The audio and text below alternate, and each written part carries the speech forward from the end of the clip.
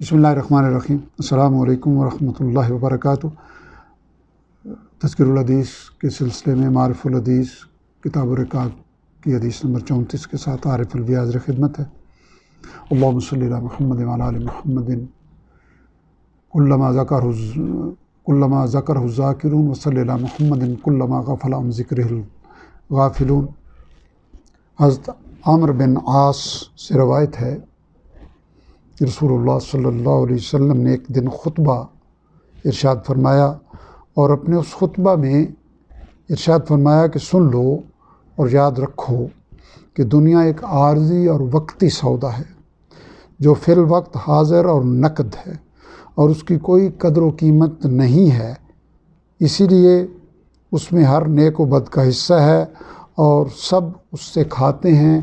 اور یقین کرو کہ آخرت مقرر وقت پر آنے والی ایک سچی اٹل حقیقت ہے، اور سب کچھ قدرت رکھنے والا شہنشاہ اسی میں لوگوں کے اعمال کے مطابق جزا اور سزا کا فیصلہ کرے گا۔ یاد رکھو کہ ساری خیر اور خوشگواری اور اس کی تمام قسمیں جنت میں ہیں۔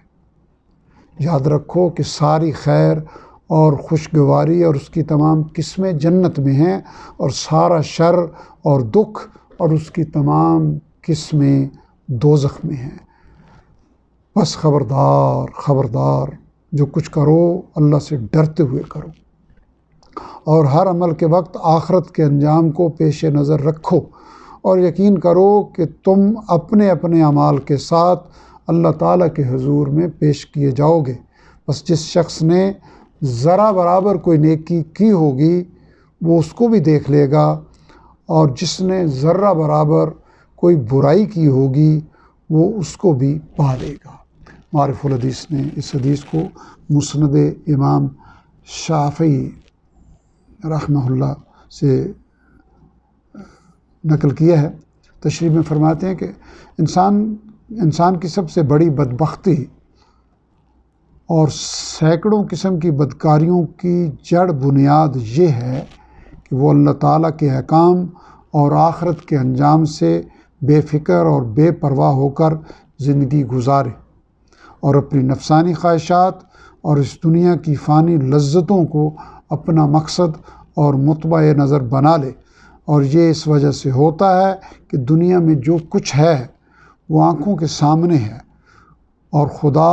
اور آخرت آنکھوں سے اوجھل ہیں۔ اس لیے انسانوں کو اس بربادی سے بچانے کا راستہ یہی ہے کہ ان کے سامنے دنیا کی بے حقیقتی اور بے قیمتی کو اور آخرت کی اہمیت اور برتری کو قوت کے ساتھ پیش کیا جائے، اور قیامت میں اللہ تعالیٰ کے سامنے پیشی اور اعمال کی جزا و سزا کا اور جنت و دوزخ کے ثواب و عذاب کا یقین ان کے دلوں میں اتارنے کی کوشش کی جائے۔ حضور صلی اللہ علیہ وسلم کے اس خطبہ کا حاصل اور موضوع یہی ہے، اور جیسا کہ عرض کیا گیا آپ کے اکثر خطبات اور مواعظ میں یہی مضمون ہوتا تھا۔ تنبیہ: یہ بات بڑی خطرناک اور بہت تشویشناک ہے کہ دینی دعوت اور دینی واعظ و نصیحت میں دنیا کی بے ثباتی اور بے حقیقتی اور آخرت کی اہمیت کا بیان اور جنت و دوزخ کا تذکرہ جس طرح اور جس ایمان و یقین اور جس قوت کے ساتھ ہونا چاہیے، ہمارے اس زمانہ میں اس کا رواج بہت کم ہو گیا ہے، گویا نہیں رہا ہے، اور دین کی تبلیغ و دعوت میں بھی اسی طرح کی باتیں کرنے کا رواج بڑھتا جا رہا ہے جس قسم کی باتیں مادی تحریکوں اور دنیاوی نظاموں کی دعوت و تبلیغ میں کی جاتی ہیں۔ رب ذوالجلال اپنی رحمت و کرم سے ہمیں آخرت پہ پختہ یقین اور اس کو اپنی نگاہوں کے سامنے رکھنے کی کیفیت والا یقین عطا فرمائیں، اور ہمیں دنیا اس طرح گزارنے کی توفیق عطا فرمائیں کہ آخرت ہماری کامیابی کا نقطہ آغاز بن جائے۔ اللهم صل علی محمد وعلی آل محمد کما صلیت وسلمت وبارکت ورحمت وترحمت علی ابراہیم وعلی آل ابراہیم انک حمید مجید وآخر دعوانا الحمد للہ رب العالمین.